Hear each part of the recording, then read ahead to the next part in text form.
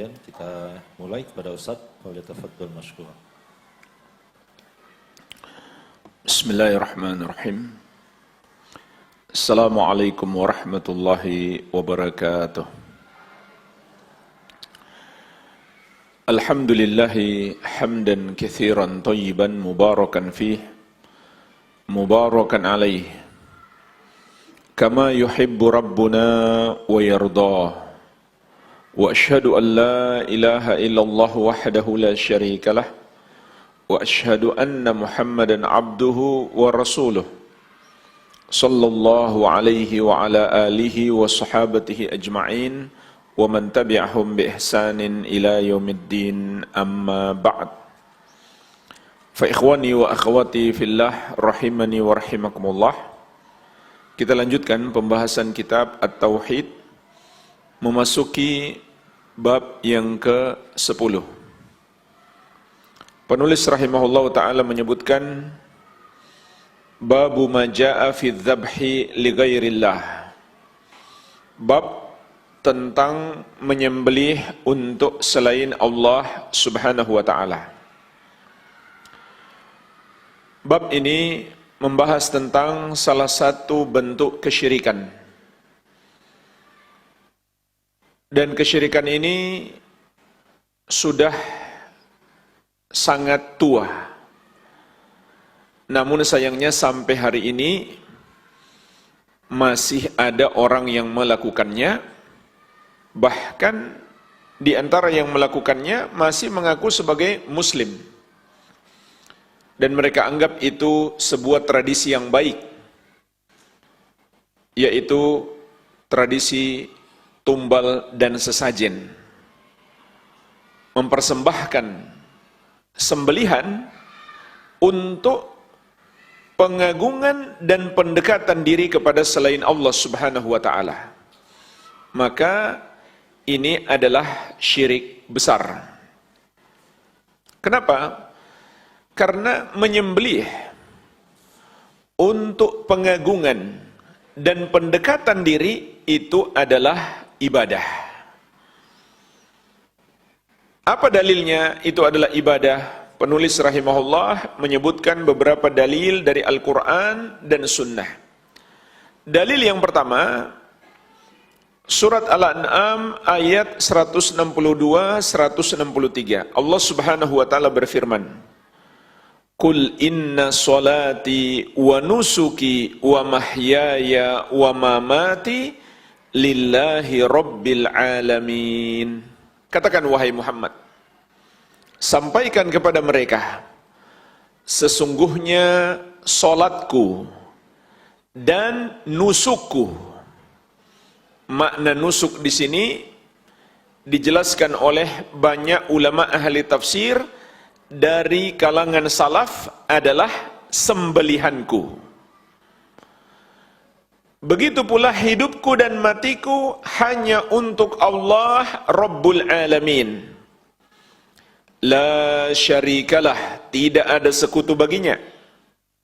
Wa bidzalika umirtu wa ana awwalul muslimin. Dan itulah yang diperintahkan kepadaku, dan aku adalah muslim yang pertama.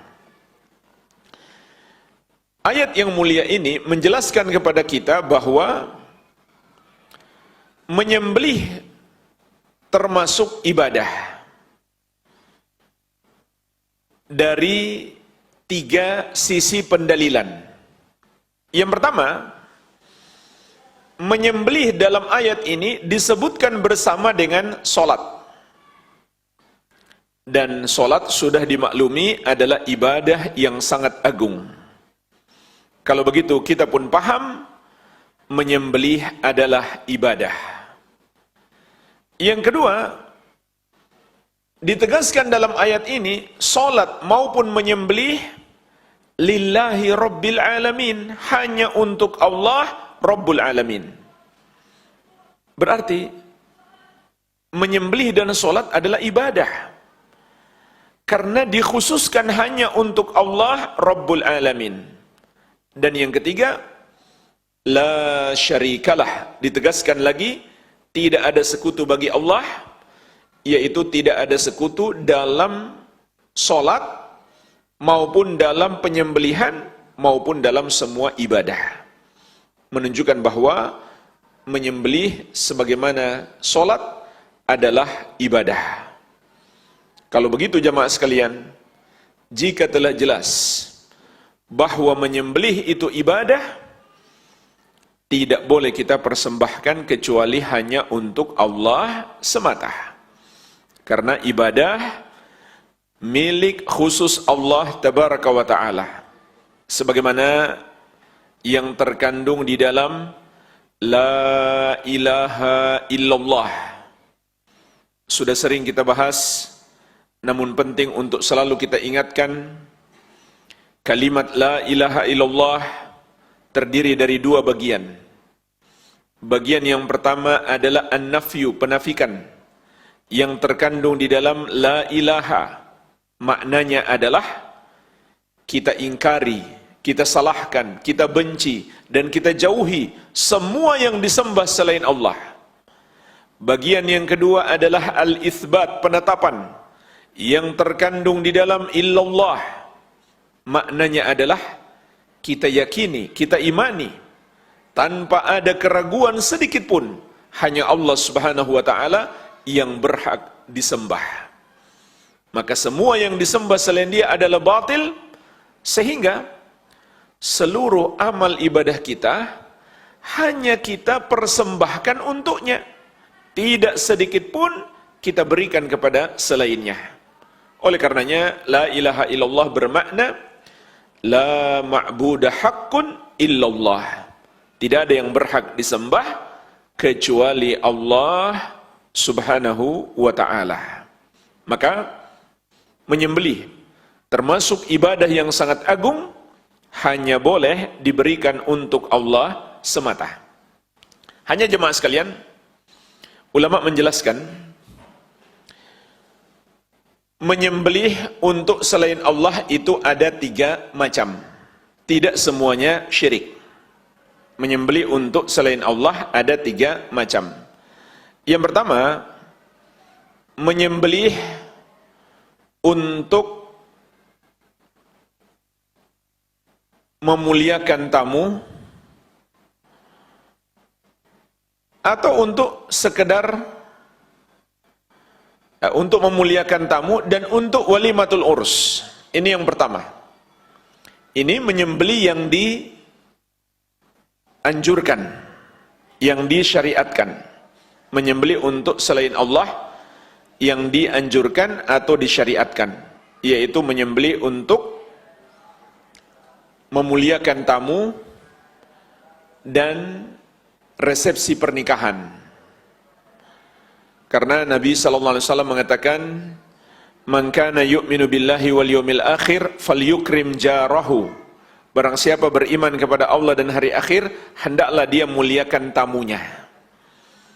Ini ibadah yang sangat agung. Kalau ada tamu, kita sembelih kambing misalkan, untuk dimakan bersama tamu kita. Dan sang tamu pun akan semakin merasa dia dimuliakan.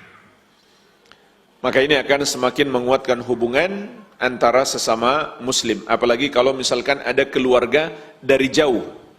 Ini patut dijamu. Nabi SAW juga mengatakan, "Aulim walau bisyatin." Buatlah resepsi pernikahan walau hanya dengan seekor kambing. Jadi ada modal untuk membeli seekor kambing, itu sudah cukup untuk menjalankan sunnah walimatul urs, resepsi pernikahan. Yang kedua, menyembelih untuk selain Allah yang hukumnya mubah, yaitu untuk sekedar kita makan sendiri atau kita perjualbelikan dagingnya. Maka ini hukumnya mubah. Dan yang mubah pun bisa menjadi ibadah kalau kita niatkan ibadah. Contoh, kita berdagang, kita niatkan karena Allah memerintahkan kita bekerja. Rasulullah SAW juga menyuruh kita bekerja.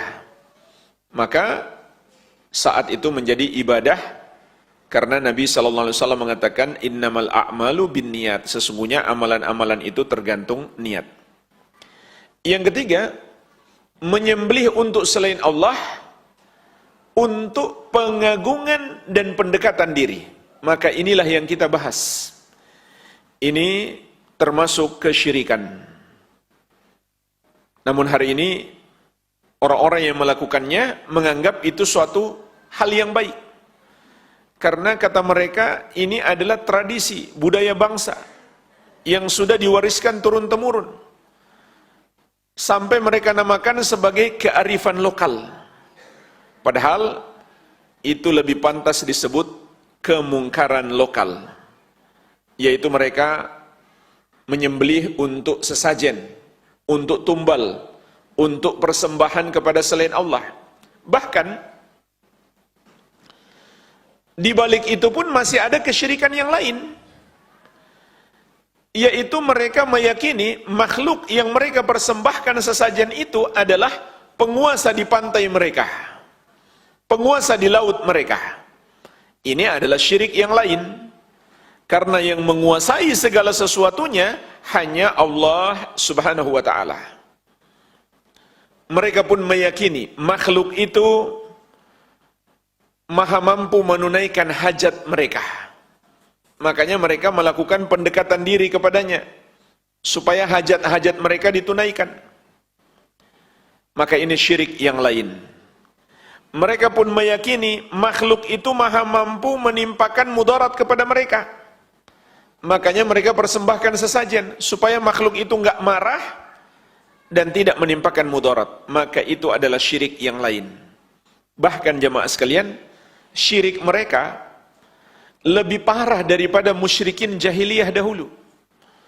Kalau musyrikin jahiliyah dahulu, mereka mempersembahkan sesajen kepada patung-patung, kepada selain Allah, itu bukan karena meyakini makhluk-makhluk itu bisa menolong mereka, tidak.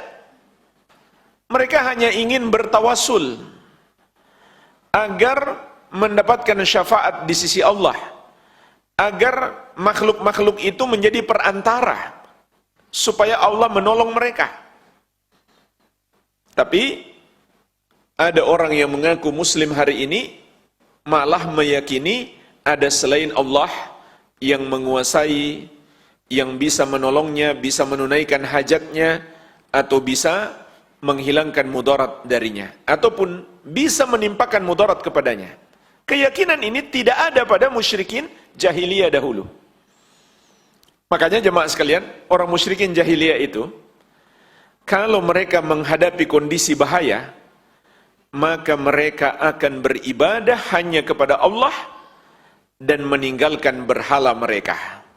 Sebagaimana Allah Subhanahu wa taala menyebutkan, fa idza raqibu fil fulki da'allaha mukhlishina lahud-dina falamma najjahum ilal barri idahum yusyrikun. Apabila mereka naik kapal, yaitu mereka takut tenggelam, maka mereka akan berdoa kepada Allah dengan memurnikan ibadah mereka hanya untuk Allah semata. Nanti apabila Allah telah menyelamatkan mereka sampai ke daratan, tiba-tiba mereka kembali mempersekutukan Allah. Jadi ini diantara keunikan orang musyrik dahulu. Kalau menghadapi bahaya, mereka mentauhidkan Allah, sehingga Allah pun menyelamatkan mereka. Karena mereka memang yakin hanya Allah yang bisa menolong mereka. Tapi subhanallah,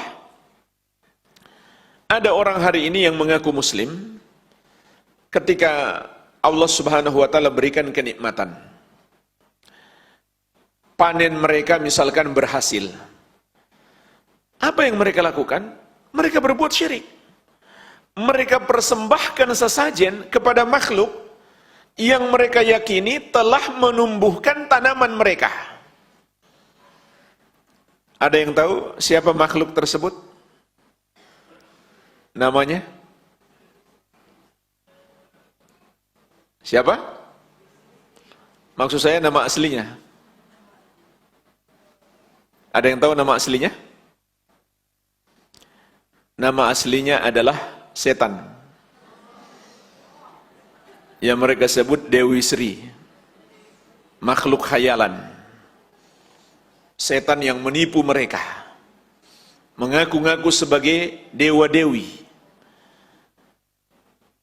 Padahal orang musyrik jahiliyah meyakini yang menumbuhkan tanaman adalah Allah Subhanahu wa taala.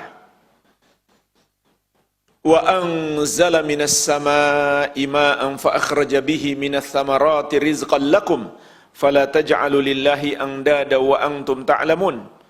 Allah Subhanahu wa taala yang menurunkan hujan kepada kalian dari langit. Lalu dengan hujan itu Allah tumbuhkan untuk kalian berbagai macam tanaman sebagai rezeki bagi kalian. Maka janganlah kalian mempersekutukan Allah dalam keadaan kalian mengetahui. Kalian mengetahui apa maksudnya?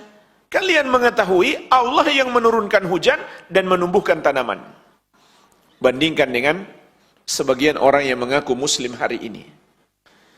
Dia malah meyakini ada selain Allah yang menumbuhkan tanaman. Maka dari itu, setelah panen, mereka bikin acara sedekah bumi untuk mempersembahkan sesajen, sembelihan kepada yang mereka sebut Dewi Sri atau nama aslinya setan, untuk mempersembahkan suatu pendekatan diri kepadanya dan pengagungan kepadanya. Ini ketika dalam keadaan Allah memberikan nikmat. Namun ketika terjadi musibah, apa yang mereka lakukan? Bukannya bertobat seperti yang dilakukan musyrikin jahiliyah dahulu, mereka bertobat kalau menghadapi kondisi genting. Tapi orang musyrik hari ini, meskipun sebagian mereka masih mengaku muslim, apa yang mereka lakukan? Mereka katakan, kayaknya sesajen kemarin masih kurang, makanya terjadi musibah. Mari kita bikin lagi acara sedekah bumi, sedekah laut, sesajennya harus lebih besar lagi. Kemarin cuma seekor kambing, sekarang sapi. Jadi subhanallah, bukannya tobat, malah tambah berbuat syirik. Ini bukan lagi budaya jahiliyah, lebih parah daripada jahiliyah. Lebih parah daripada jahiliyah. Kemudian jemaah sekalian, di sini juga perlu kita pahami, mereka telah terjerumus dalam banyak dosa, bukan hanya syirik. Itu juga pemborosan dan penyia-nyiaan harta.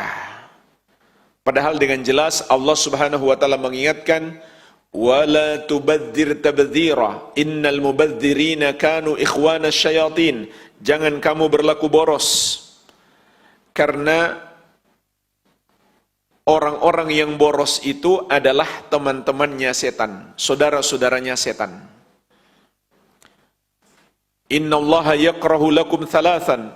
Kata Nabi SAW, Allah membenci bagi kalian 3 hal. Qila wa qal wa kathratas su'al wa idha'atal mal. Yang pertama yang Allah benci, qila wa qal, suka menyebarkan desas-desus, suka menyebarkan berita-berita yang tidak bermanfaat, apalagi yang belum jelas kebenarannya, apalagi yang sudah jelas hoax. Yang kedua, Allah benci bagimu banyak meminta-minta, suka minta-minta harta orang, atau tafsiran lain suka bertanya-tanya hal yang tidak bermanfaat kepada guru, kepada ustadz. Banyak nanya tapi nggak manfaat yang dia tanyakan. Contoh, dia bertanya hal-hal yang hukumnya mustahil terjadi, atau hampir tidak mungkin terjadi pada dirinya, tapi dia tanyakan. Seperti ada orang yang bertanya, kalau sudah sampai di bulan gimana cara berwudu? Gimana cara tayamum? Entah kapan dia mau ke bulan. Kata ustadznya, nanti kalau sudah mau berangkat kabari saja. Yang ketiga yang Allah benci adalah idha'atul mal, menyia-nyiakan harta. Bayangkan seekor kerbau mereka sembelih, kemudian kepalanya dilempar ke laut. Itu penyia-nyiaan harta. Atau mereka tanam di tanah. Coba kalau dibikin sop. Satu kepala kerbau itu bisa jadi berapa mangkuk untuk diberi makan kepada orang-orang miskin. Itu sudah jelas pahalanya sedekah, tapi cuma dibuang ke laut. Namun pertanyaannya, bagaimana dengan sisa badan kerbau tersebut? Itu mereka apakan? Ada yang tahu? Dimakan kan? Maka itu adalah memakan yang haram. Sebagaimana Allah ingatkan di surat Al-Baqarah ayat 173. Innama harrama alaikumul maytah waddam walahmal khinzir wama uhilla bihi lighairillah. Allah subhanahu wa ta'ala hanyalah mengharamkan atas kalian memakan bangkai, yaitu hewan yang tidak disembeli dengan cara yang syar'i, meminum darah, memakan daging babi, dan memakan hewan yang dipersembahkan untuk selain Allah. Lihat, hewan persembahan untuk selain Allah disebutkan keharaman memakannya bersama dengan daging babi, darah, dan bangkai. Haram dimakan. Meskipun ketika menyembelih dia sebut bismillah, itu nggak pengaruh. Kalau dia niatkan untuk pengagungan kepada selain Allah, maka itu syirik. Kalau dia nggak sebut bismillah, tentu lebih parah lagi. Dan memakan hewan yang tidak disebut bismillah padanya tatkala disembelih itu juga haram. Sebagaimana dalam surat Al-An'am ayat 121. Wala ta'kulu mimma lam yudhkar ismullahi alaih wa innahu lafisq. Dan janganlah kamu memakan hewan yang tidak disebut nama Allah atasnya saat disembelih, karena itu adalah kefasikan, yaitu menyembelih tanpa menyebut nama Allah. Itu adalah kefasikan. Berarti dia lakukan dengan sengaja tanpa menyebut nama Allah Subhanahu wa taala. Maka kalau begitu, jika seorang muslim menyembelih lupa menyebut nama Allah, maka boleh dimakan. Tapi kalau dia sengaja, maka tidak boleh dimakan. Apalagi jika ternyata hewan itu disembelih untuk pengagungan kepada selain Allah Subhanahu wa ta'ala, maka meskipun disebut bismillah tetap saja haram dimakan.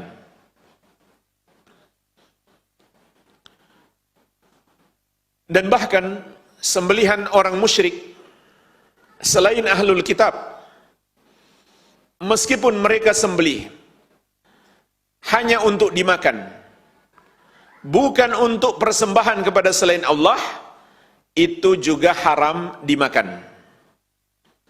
Karena di surat Al-Maidah ayat kelima Allah Subhanahu wa taala menyebutkan halalnya sembelihan ahlul kitab. Wa ta'amul ladzina utul kitab hillul lakum. Dan hewan sembelihan ahlul kitab halal bagi kalian. Berarti selain ahlul kitab itu haram. Contoh Hindu, Buddha, komunis, ateis, Konghucu, dan lain-lain. Selain Yahudi dan Nasrani, sembelihan mereka haram bagi seorang muslim. Yahudi dan Nasrani diberikan pengecualian. Karena cara menyembelih mereka sama dengan cara menyembelihnya umat Islam. Oleh karena itu, jika hari ini mereka menyembelih tidak sama lagi dengan cara menyembelihnya umat Islam, contoh tidak menyebut bismillah, maka haram dimakan. Bahkan jangankan menyembelih tanpa menyebut bismillah. Umumnya ahlul kitab hari ini sudah tidak tahu lagi cara menyembelih. Kalau mereka ingin makan ayam, apa yang mereka lakukan pada ayam itu? Cuma diketok kepalanya, tidak mereka sembelih. Maka itu haram dimakan. Jadi sampai di sini kita dapat faidah 3 sembelihan yang haram dimakan. Yang pertama, sembelihan yang dipersembahkan untuk selain Allah Subhanahu wa taala, untuk pengagungan atau pendekatan diri. Meskipun yang menyembelihnya menyebut bismillah, ini haram dimakan. Berdasarkan nas yang tegas dalam Al-Quran. Yang kedua, hewan yang disembelih tanpa menyebut nama Allah Subhanahu wa taala, atau menyebut nama Allah juga menyebut selain nama Allah, maka ini juga syirik.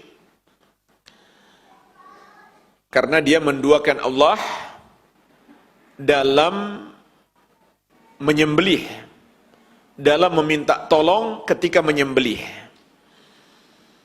Yang ketiga, hewan yang disembelih oleh kaum musyrikin selain ahlul kitab. Ahlul kitab boleh kita makan dengan syarat cara menyembelih mereka sama dengan cara umat Islam, minimalnya dia menyebut bismillah. Dan dia sembelih di leher dengan memutuskan 2 urat tebal. Begitu pula jalur makanan dan udara atau nafas. Jadi ini tambahan dosa mereka, memakan yang haram.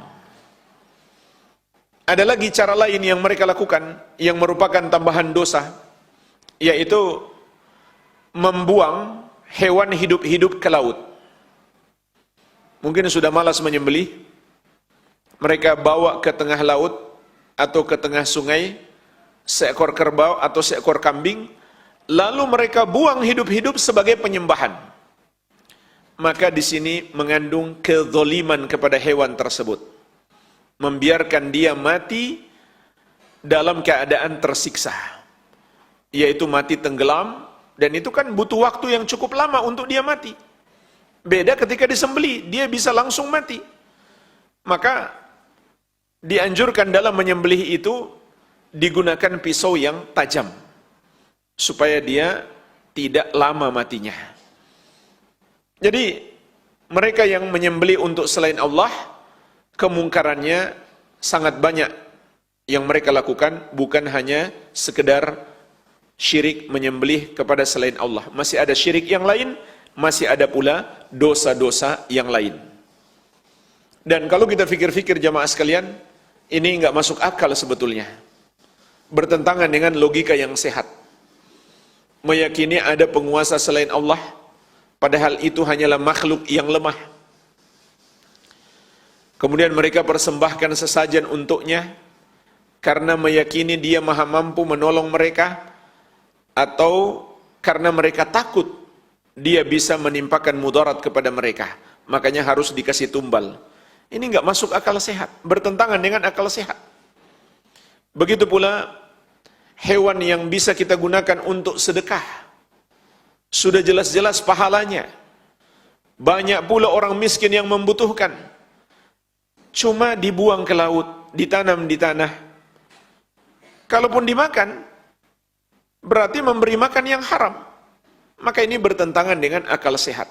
Yang sudah jelas pahalanya tidak mereka lakukan, yang cuma berdasarkan khayalan, berdasarkan tradisi yang tidak jelas, malah mereka lestarikan.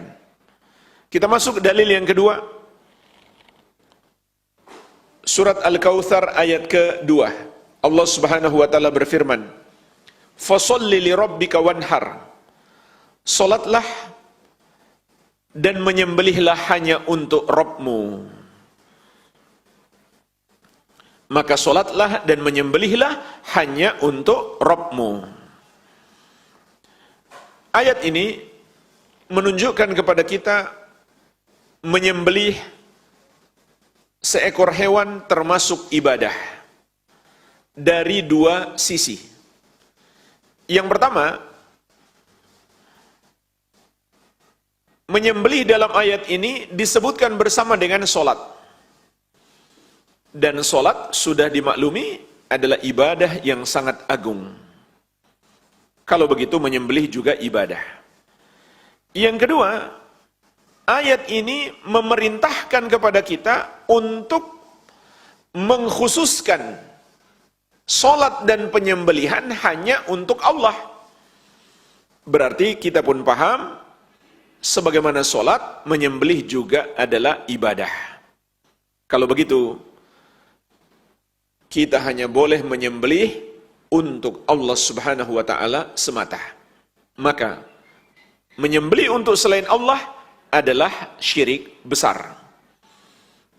Jadi kalau sudah jelas menyembelih itu adalah ibadah, nggak ada gunanya mereka mengatakan, saya kan nggak niat ibadah, saya masih sholat kok, saya menyembelih untuk sesajen itu nggak niat ibadah. Sama saja, biarpun dia nggak niat ibadah, tapi dalam syariat itu adalah ibadah. Maka dia telah terjerumus syirik. Maka ayat yang mulia ini menegaskan kepada kita, menyembelih adalah ibadah, mempersembahkannya untuk selain Allah adalah syirik.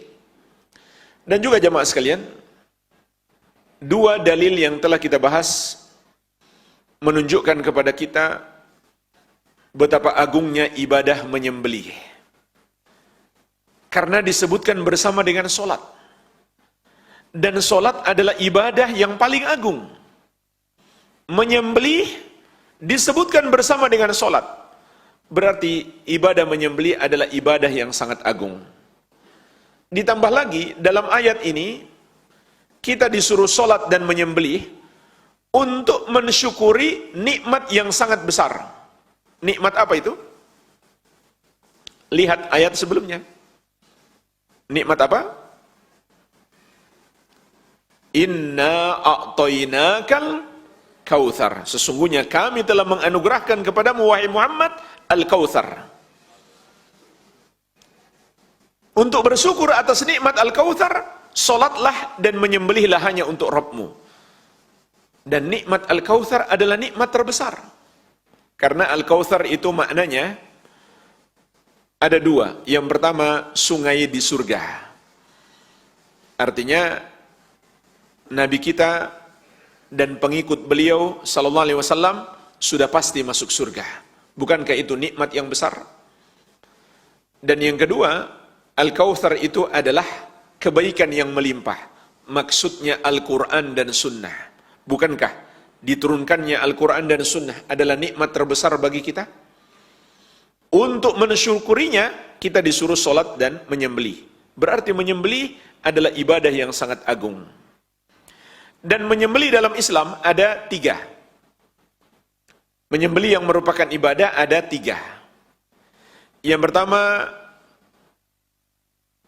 udhiyah, untuk kurban. Pada tanggal 10 Dzulhijjah kita sembelih setelah sholat Idul Adha. Kalau nggak sempat, maka masih boleh pada tanggal berikutnya 11. Kalau nggak sempat juga, masih boleh sampai tanggal 13 Dzulhijjah sebelum terbenam matahari. Cuma yang afdal tanggal 10 Dzulhijjah. Yang kedua, sembelian hadyu. Ini untuk jamaah haji. Jamaah umroh pun bisa kena, tapi sifatnya hukuman atas pelanggaran. Contoh, bapak-bapak mau umroh langsung dari Indonesia, langsung ke Makkah, tapi sampai di Jeddah belum pakai baju ihram. Maka wajib mereka menyembelih seekor kambing dan dibagikan untuk penduduk Makkah. Mereka tidak bisa ikut makan sedikit pun darinya. Yang ketiga, menyembelih akikah yang afdal dilakukan pada hari ke-7 kelahiran anak kita. Untuk anak laki-laki 2 ekor kambing, anak perempuan 1 ekor kambing. Kalau belum mampu di hari yang ke-7, maka boleh kapan saja. Inilah 3 macam penyembelihan di dalam Islam yang merupakan ibadah. Kita masuk ke dalil yang berikutnya. An Ali bin Abi Thalib radhiyallahu anhu qala, dari sahabat yang mulia Ali bin Abi Thalib, semoga Allah meridhai beliau, ia berkata, haddatsani Rasulullah sallallahu alaihi wasallam bi arba'i kalimatin. Rasulullah sallallahu alaihi wasallam menyampaikan kepadaku 4 kalimat. Yang pertama, la'anallahu man dzabaha li ghairillah. Allah melaknat orang yang menyembelih untuk selain Allah. Yang kedua, wala'anallahu man la'ana walidayhi. Allah melaknat orang yang melaknat kedua orang tuanya. Yang ketiga, wala'anallahu man awa muhditsan. Allah melaknat orang yang melindungi pelaku dosa. Wala'anallahu man ghayyara manaral ard. Yang keempat, Allah melaknat orang yang merubah batas tanah. Rawahu Muslim, diriwayatkan oleh Imam Muslim. Di dalam hadis ini terkandung penjelasan 4 dosa besar yang pelakunya dilaknat oleh Allah Subhanahu wa taala. Menunjukkan ini dosa yang sangat besar. Sampai dilaknat pelakunya oleh Allah Tabaraka wa taala. Dan dari 4 dosa besar disebutkan nomor 1, orang yang menyembelih untuk selain Allah. Jadi dari 4 ini, yang paling besar dosanya adalah menyembelih untuk selain Allah. Kenapa? Karena itu adalah syirik. Dilaknat pelakunya. Tapi, orang yang melakukannya malah menganggap itu suatu kebaikan. Mereka anggap itu tradisi budaya bangsa yang baik, yang patut dilestarikan. Kalau perlu dijadikan wisata budaya. Kalau perlu didukung oleh pemerintah agar disiarkan, agar orang-orang berdatangan. Na'udzubillah. Padahal pelakunya dilaknat oleh Allah Subhanahu wa taala. Kita pun nggak boleh dekat-dekat dia.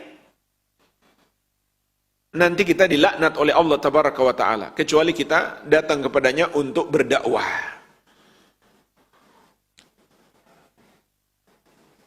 Menunjukkan kepada kita ini adalah dosa yang sangat berbahaya. Bahkan dosa syirik, menyembelih untuk selain Allah Subhanahu wa taala. Yang kedua, Allah melaknat orang yang melaknat kedua orang tuanya. Maksud melaknat kedua orang tuanya mencakup 2 makna. Pertama, dia mencaci, mencela, mencerca orang tuanya. Yang kedua, dia mendoakan agar orang tuanya dilaknat oleh Allah Subhanahu wa taala. Ini disebutkan di urutan yang kedua setelah syirik, menunjukkan dosanya sangat besar. Dan ketahuilah jemaah sekalian,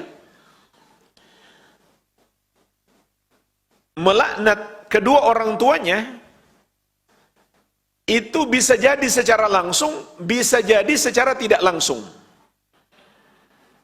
Secara tidak langsung maksudnya gimana? Nabi SAW dalam hadis yang lain mengatakan, yasubbu abar rajul fayasubbu abahu, wa yasubbu ummar rajul fayasubbu ummahu. Dia mencaci ayahnya orang lain, lalu orang itu balas mencaci ayahnya. Dia mencaci ibunya orang lain, lalu orang itu balas mencaci ibunya. Maka itu sama saja dia telah mencaci ayah dan ibunya sendiri.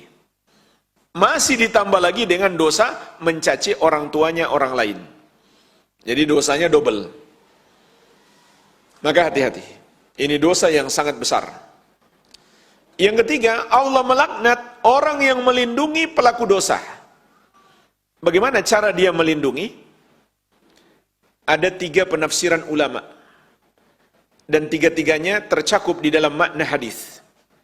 Yang pertama, pelaku dosa itu harusnya dihukum. Tapi karena dia punya power, dia punya kekuatan, dia bisa melindungi pelaku dosa tersebut.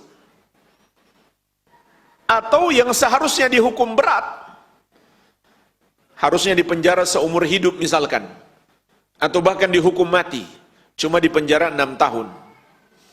Karena dia punya power, dia bisa lindungi pelaku dosa itu. Maka dia dilaknat oleh Allah Subhanahu wa ta'ala. Ini yang pertama. Yang kedua, dia membantu pelaku dosa itu. Dia menolong mereka agar bisa berbuat dosa. Makanya Nabi SAW juga melaknat orang yang makan riba, yang memberi makan, dan semua yang turut membantu, yang mencatat transaksinya dan yang menjadi saksinya. Bukan hanya pelakunya, pembantunya juga dilaknat oleh Allah Subhanahu wa taala. Sebagaimana kata sahabat Jabir radhiyallahu anhu, la'ana Rasulullah sallallahu alaihi wasallam akila riba wa mukilahu wa katibahu wa syahidai wa qalahum sawa. Rasulullah sallallahu alaihi wasallam melaknat orang yang makan riba, yang memberi makan riba, yang menjadi penulis transaksinya, pegawai bank riba misalkan, dan 2 orang saksinya. Dan beliau bersabda, mereka semuanya sama. Karena mereka tolong menolong dalam dosa. Padahal Allah Azza wa Jalla telah mengingatkan, wala ta'awanu 'alal itsmi wal udwan. Jangan kamu tolong menolong dalam dosa dan permusuhan. Yang ketiga, termasuk orang yang membantu pelaku dosa adalah orang yang diam saja, tidak berusaha menegurnya, tidak berusaha mencegahnya, maka dia pun sama saja telah membantu secara tidak langsung tersebarnya dosa itu. Oleh karenanya di surat Al-Anfal ayat ke-25 Allah Subhanahu wa taala memberi ancaman, wattaqu fitnatan la tusibanna alladhina zalamu minkum khassah. Takutlah kamu kepada azab yang tidak saja menimpa orang-orang zalim di antara kamu secara khusus. Artinya orang baik pun bisa kena. Kenapa? Mereka diam saja, tidak menegur orang-orang yang zalim tersebut. Kemudian dosa yang keempat yang dilaknat oleh Allah Subhanahu wa taala pelakunya adalah orang yang merubah batas tanah. Maksudnya adalah tanah milik orang lalu dia kuasai sendiri atau dia masukkan dalam kepemilikannya. Misalkan dia rubah patoknya sehingga tanah milik orang masuk dalam kepemilikannya. Atau dia kuasai sendiri padahal milik orang secara umum. Contoh, jalan umum dia kuasai untuk lahan parkirnya. Maka ini tidak dibenarkan, ini zalim kepada banyak orang. Nah, yang paling parah apa? Bikin hajatan di tengah jalan. Undang lagi penyanyi dangdut untuk menyebarkan kemungkaran di tengah-tengah masyarakat. Orang sekampung nggak bisa lewat gara-gara mereka bikin hajatan di tengah jalan. Maka ini termasuk kezaliman yang sangat berbahaya. Ada penafsiran lain, termasuk kata para ulama, orang yang merubah tanda-tanda perjalanan seperti tanda-tanda lalu lintas. Dia rubah-rubah sehingga membuat orang di jalan kesulitan, bahkan terjadi kecelakaan. Maka itu juga yang dimaksud dengan man ghayyara manaral ard, orang yang merubah tanda-tanda di bumi. Jadi intinya ini terkait dengan orang yang berbuat zalim kepada orang lain. Maka ini sangat berbahaya. Jadi jemaah sekalian, dari 4 dosa ini disebutkan nomor 1, dosa terbesar yaitu menyembelih untuk selain Allah Subhanahu wa ta'ala. Dilaknat pelakunya karena itu adalah termasuk dosa syirik. Kita masuk dalil yang terakhir. Wa an Tariq ibn Shihabin radhiyallahu anhu anna Rasulullah sallallahu alaihi wasallam qaal. Dari sahabat yang mulia Tariq bin Syihab, semoga Allah meridhai beliau, bahwasanya Rasulullah sallallahu alaihi wasallam bersabda, dakhalal jannata rajulun fi dzubabin. Seseorang masuk surga karena seekor lalat. Wa dakhalan nar rajulun fi dzubabin. Dan seseorang masuk neraka juga karena seekor lalat. Qalu wa kaifa dzalika ya Rasulullah? Para sahabat pun bertanya, bagaimana itu bisa terjadi ya Rasulullah? Qala, maka beliau bersabda, marra rajulani ala qaumin lahum sanamun la yujawizuhu ahadun hatta yuqarriba lahu syai'an. Lewatlah dua orang di hadapan satu kaum yang memiliki berhala. Tidak diizinkan seorang pun melewati berhala itu sampai dia mempersembahkan sembelihan kepada berhala tersebut. Qalu li ahadihima, maka mereka berkata kepada salah satu dari keduanya, qarrib, berkorbanlah untuk berhala kami. Qala, orang itu menjawab, laisa indi syai'un uqarrib, saya enggak punya apa-apa, enggak punya hewan untuk dipersembahkan. Qalu qarrib walau dzubaban, mereka berkata, berkorbanlah meskipun hanya seekor lalat. Faqarraba dzubaban fakhallau sabilahu fadakhalan nar. Dia pun berkorban seekor lalat, mereka pun membiarkan jalannya, dan pada akhirnya orang itu masuk neraka karena dia telah berbuat syirik. Wa qalu lil akhar, lalu mereka berkata kepada orang yang kedua, qarrib, berkorbanlah. Qala, dia pun menjawab, ma kuntu li uqarriba li ahadin syai'an dunallahi azza wa jalla. Saya tidak akan pernah berkorban untuk siapapun selain Allah azza wa jalla. Fadarabu unuqahu fadakhalal jannah. Mereka pun memenggal lehernya, maka dia pun masuk surga karena dia mempertahankan tauhid sampai akhir hayat. Rawahu Ahmad, diriwayatkan oleh Imam Ahmad. Hanya saja jemaah sekalian, ulama beda pendapat tentang kesahihan hadis ini. Imam Al-Albani rahimahullah mendoifkan hadis ini, tapi beliau mengatakan hadis ini sahih secara mauquf. Artinya sampai kepada sahabat Salman Al-Farisi radhiyallahu anhu. Jadi yang sahih ini adalah kisah umat terdahulu yang diceritakan oleh sahabat Salman Al-Farisi radhiyallahu anhu, bukan hadis Nabi Muhammad sallallahu alaihi wasallam. Yang punya buku bisa ditulis sebagai keterangan. Yang sahih menurut Imam Al-Albani rahimahullah, ulama ahli hadis, bahwa hadis ini dhaif. Sedangkan yang sahih adalah dari ucapan atau kisah yang diceritakan sahabat yang mulia Salman Al-Farisi radhiyallahu anhu. Karena sahabat ini dia adalah orang yang sudah muslim sebelum masuk Islam. Gimana ceritanya? Sudah muslim sebelum masuk Islam. Artinya sebelum berjumpa dengan Nabi sallallahu alaihi wasallam, dia sudah beriman kepada para nabi dan rasul terdahulu, sehingga dia belajar kitab-kitab terdahulu.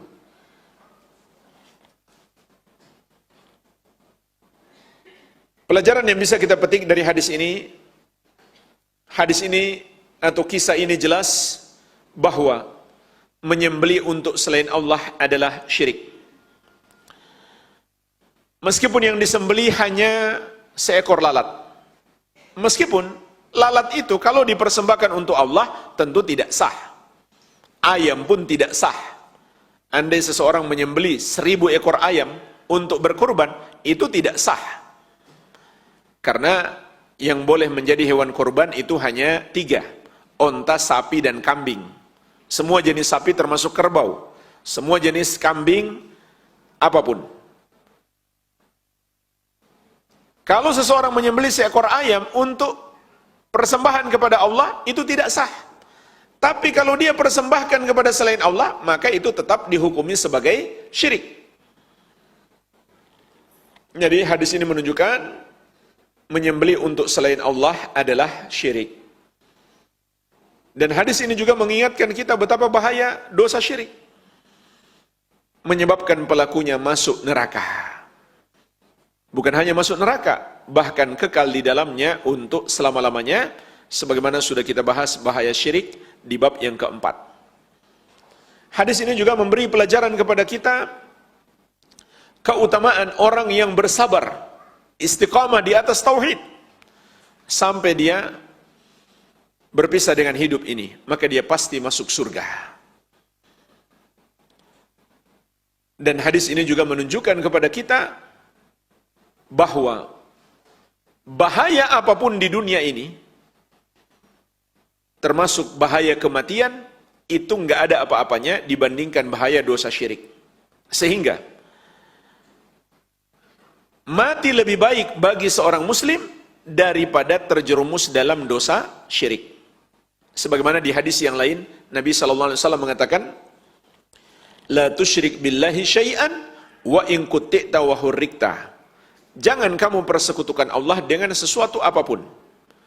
Meskipun kamu dibunuh dengan cara yang paling kejam, yaitu dicincang-cincang atau dibakar. Karena bahaya kematian itu hanya sebentar saja. Setelah ruh berpisah dari jasad, tidak lagi ada rasa sakit kematian, tidak ada lagi sedikit pun rasa sakit di dunia yang tersisa. Kalau ruh sudah berpisah dari jasad. Tetapi orang yang berbuat syirik sudah menantinya azab yang sangat pedih dan kekal abadi.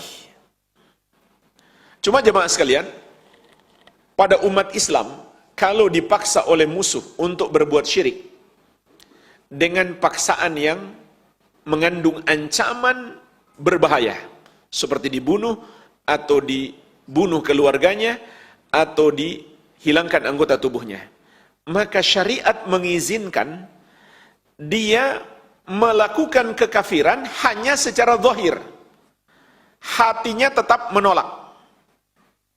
Ini boleh. Sebagaimana di surat An-Nahl, illa man ukriha wa qalbuhu mutmainnum bil iman. Kecuali orang yang dipaksa dan hatinya tetap beriman. Kalau hatinya setuju, maka dia kafir. Meskipun karena dipaksa. Karena hati nggak mungkin dipaksa. Mereka kan nggak tahu isi hatinya. Namun kalau dia mau sabar, meskipun mati, itu juga boleh. Dua-duanya boleh bagi umat Islam. Karena hadis ini berbicara tentang kisah umat terdahulu. Sepertinya umat terdahulu tidak punya pilihan yang kedua, hanya satu pilihan, bertauhid atau mati. Maka mereka memilih tauhid, tidak peduli meskipun harus kehilangan nyawa. Walhamdulillah, inilah penjelasan singkat bab yang ke-10 tentang salah satu bentuk kesyirikan yang hari ini masih terjadi. Semoga Allah Subhanahu wa taala memberi manfaat apa yang sudah kita pelajari. Wabillahi taufik. Ya, jazakallahu khair, barakallahu fiik Ustaz atas ilmu yang disampaikan kepada kami semua dan menjadi amal pemberat timbangan kebaikan di akhirat kelak. Amin ya rabbal alamin. Bagi jamaah sekalian yang ingin bertanya, silakan ke nomor 081180333389, 081180333389. Atau bagi jamaah yang berada di masjid bisa bertanya melalui tulisan atau juga bertanya langsung dengan mikrofon. Kami baca terlebih dahulu Ustaz, pertanyaan dari jamaah online. Assalamualaikum warahmatullahi wabarakatuh Ustaz. Waalaikumsalam warahmatullahi wabarakatuh. Di lingkungan kami masih kental adat istiadat. Apakah sholatnya sah orang yang masih melakukan kesyirikan atau membuat sesajen? Yang kedua, bagaimana cara bertaubat bagi orang yang dari dulu membuat sesajen dan juga menggunakan jalan umum untuk acara walimah tadi Ustaz? Baik. Yang pertama, sholatnya tertolak. Sholatnya tidak sah kalau dia berbuat dosa syirik. Karena Dosa syirik itu adalah kekafiran. Sementara Allah Subhanahu wa taala menegaskan di surat At-Taubah ayat ke-54, "Wa ma mana'ahum an tuqbala minhum nafaqatuhum illa annahum kafaru billahi wa birasulih." Dan tidak ada yang menghalangi diterimanya sedekah-sedekah mereka kecuali karena mereka kufur kepada Allah dan Rasulnya. Juga di surat Az-Zumar ayat ke-65, Allah Subhanahu wa taala berfirman, "La in asyrakta la yahbatanna amaluka." Kalau kamu berbuat syirik, maka terhapuslah amalanmu.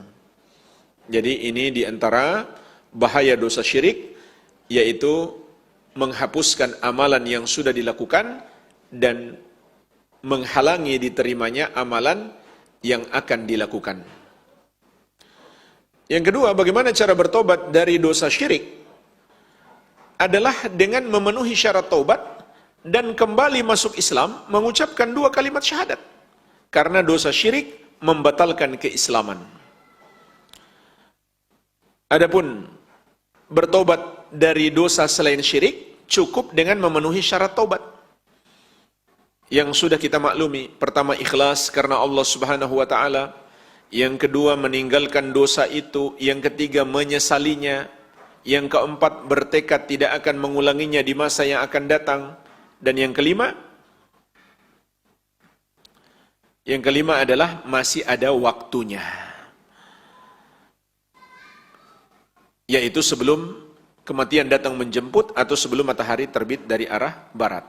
Nah, karena pertanyaannya dia parkir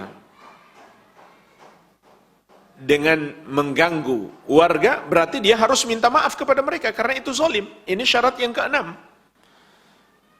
Untuk bertobat kepada Allah, dia pun harus minta maaf kepada orang-orang yang pernah dia zolimi.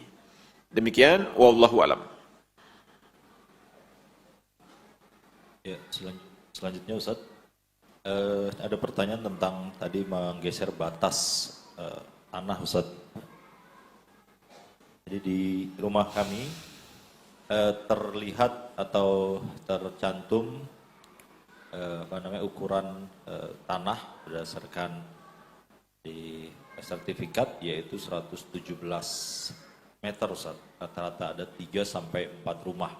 Namun ini kami dapat cerita dari tetangga kami sebelumnya Ustaz, belum kami membeli rumah tersebut. Namun 4 rumah tersebut sebelumnya telah dikurangi ukurannya menjadi 112, jadi masing-masing 5 meter di bagian belakangnya, dengan alasan bahwa punya orang atau biasa adat dari salah satu suku yang ada di Jakarta, seperti itu Ustaz, mengurang-urangi atau mematok tanah.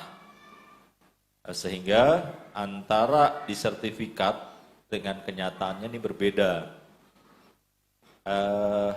Yang mengurangi batas tanah ini selalu memakai bahasanya Ustaz, bahasa kitanya itu kekerasan lah, sampai mengancam-ngancam dengan celurit atau golok sebelumnya. Nah, kita yang baru tahu dan baru beli rumah tersebut, apa yang harus kita lakukan Ustaz untuk menjaga saudara kita juga agar tidak kena laknat dari Allah Subhanahu wa taala? Ya, kita punya pilihan. Apakah kita merelakan? Berarti intinya kan tanahnya diambil orang, ya kan?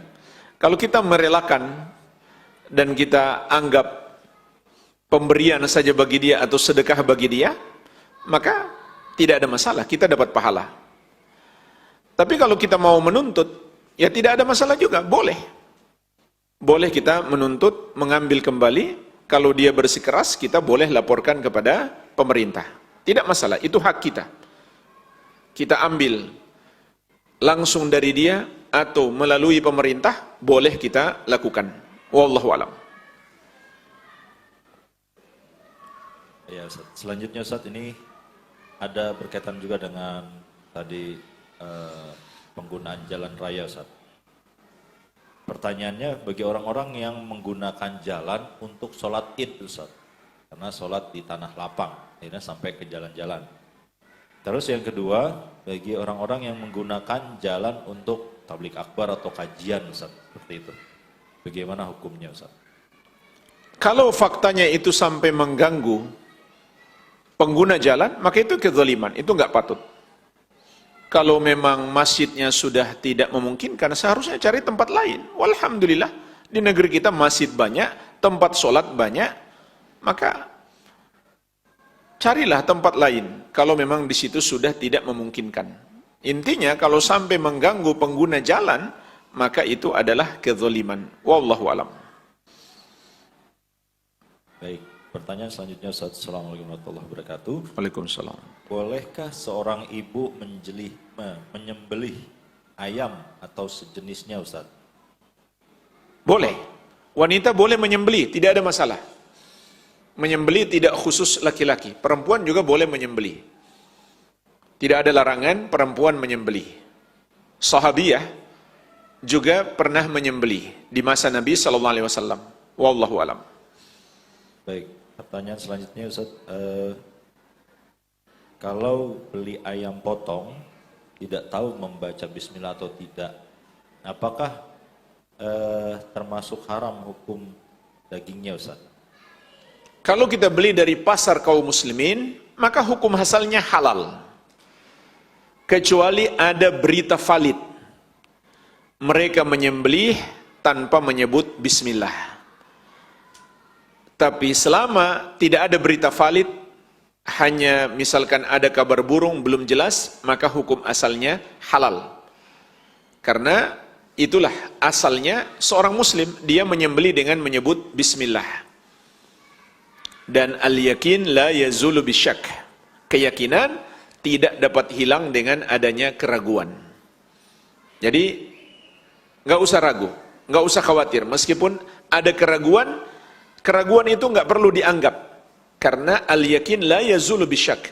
Keyakinan tidak bisa hilang dengan keraguan. Karena hukum asalnya harus diyakini muslim itu menyembelih dengan sesuai syariat. Kalau ada muncul keraguan-raguan, maka keraguan ini nggak perlu dianggap. Beda halnya kalau beli dari pasar orang kafir, maka hukum asalnya, jika orang kafir itu selain ahlul kitab, hukum asalnya haram. Sampai ada berita valid. Ini meskipun orang kafir, tapi misalkan dia minta orang muslim yang sembelih dengan menyebut bismillah, maka barulah menjadi halal. Demikian, wallahu alam. Baik, Ustaz. Pertanyaan selanjutnya, Ustaz, ini terkait melaknat, Ustaz. Apakah boleh kita melaknat salah satu pemimpin negara yang dalam pidatonya ini membumi hanguskan kota Gaza, Ustaz? Melaknat orang secara pribadi tidak boleh. Nanti akan kita bahas, ada dalilnya. Nabi SAW ketika melaknat beberapa orang yang terlibat dalam melukai bahkan membunuh kaum muslimin di perang Uhud. Ini sudah terlibat ya, langsung memerangi kaum muslimin di perang Uhud. Kemudian Nabi SAW mendoakan sejumlah nama. Ya Allah laknatlah si fulan. Ya Allah laknatlah si fulan. Ternyata Allah menegur beliau. Allah turunkan ayat, laisa laka minal amri syai'un. Engkau wahai Muhammad tidak ada urusan, tidak ada campur tangan dalam urusan mereka sedikit pun. Artinya, Allah akan menghukum mereka atau memberi hidayah, itu urusan Allah. Jadi Nabi SAW ditegur. Maka melaknat secara person itu tidak boleh. Namun boleh melaknat secara mutlak, secara umum. Contoh kita mengatakan, semoga Allah melaknat orang-orang Yahudi dan Nasrani yang memerangi saudara-saudara kita di Palestina. Itu boleh. Tapi menyebut person nama orang per orang, itu tidak dibolehkan. Demikian, wallahu alam. Baik, Ustaz, berikut pertanyaan yang terakhir. Mohon diberikan kesimpulan, Ustaz. Kesimpulan. Kesimpulannya adalah, seluruh amal ibadah kita hanya boleh dipersembahkan untuk Allah Subhanahu wa Ta'ala yang satu saja. Dialah yang maha besar, yang maha kuasa, yang maha agung, yang menciptakan segala sesuatu, yang menguasai dan mengatur seluruh makhluk, yang memberikan nikmat kepada kita, yang mencurahkan rezeki, maka hanya Dia yang berhak disembah. Semua yang disembah selain Dia adalah batil. Sebagaimana firman-Nya, "Dzalika bi anna Allaha huwal haq wa anna ma yad'una min dunihi huwal batil." Yang demikian itu, Dialah Allah, sesembahan yang benar, dan semua yang mereka sembah selain Dia adalah batil, salah, tidak benar. Wa anna Allaha huwal aliyul kabir, dan bahwasanya Allah Dialah yang maha tinggi lagi maha besar. Semua selain Dia rendah, semua selain Dia kecil, hina dan lemah. Maka hanya Dia yang berhak disembah, dan menyembah kepada selain Dia adalah suatu kebodohan. Semoga bermanfaat. Lebih dan kurangnya saya mohon maaf. Wabillahi taufik. Subhanakallahumma wa bihamdik, asyhadu an la ilaha illa anta, astaghfiruka wa atubu ilaik. Wa sallallahu ala nabiyyina Muhammadin wa alihi wasallam. Walhamdulillahi rabbil alamin. Wassalamualaikum warahmatullahi wabarakatuh. Waalaikumsalam warahmatullahi wabarakatuh. Jazakallah khair. Barakallahu fiik Ustaz atas ilmunya. Dan juga jamaah, kami informasikan insyaallah untuk hari Ahad atau untuk hari Senin pekan depan, insyaallah kita akan berjumpa kembali bersama Ustadz Abu Umar Bashir, Wazallahu Ta'ala, dan juga jamaah di sekitar kita. Insyaallah hari Rabu besok sore kami akan ada kajian bersama Ustazuna, Ustaz Dr. Abu Ahmad Zainal Abidin LCMM Hafizallahu Ta'ala. Kajian langsung dari Roja TV dan ZA Official, dan juga kajian berlangsung di Masjid Islamic Center Imam Ibnu Hajar. Begitu juga di hari Jumatnya, pada Jumat jam 13.30 ada kajian Sahih Bukhari bersama Ustazuna Ustaz Dr. Zainal Abidin LCMM Hafizallahu Ta'ala. Bagi jamaah yang memiliki waktu silakan hadiri kajian-kajian tersebut. Demikian, Assalamualaikum warahmatullahi wabarakatuh.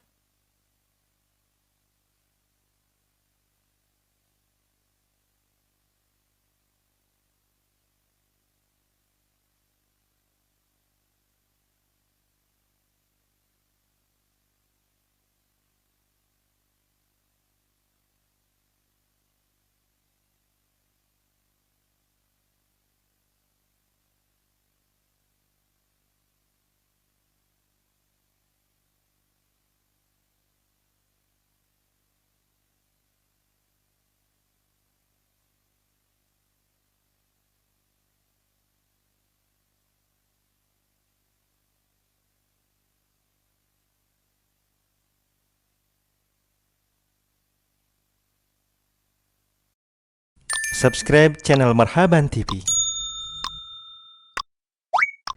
Ikuti akun sosial media Marhaban TV,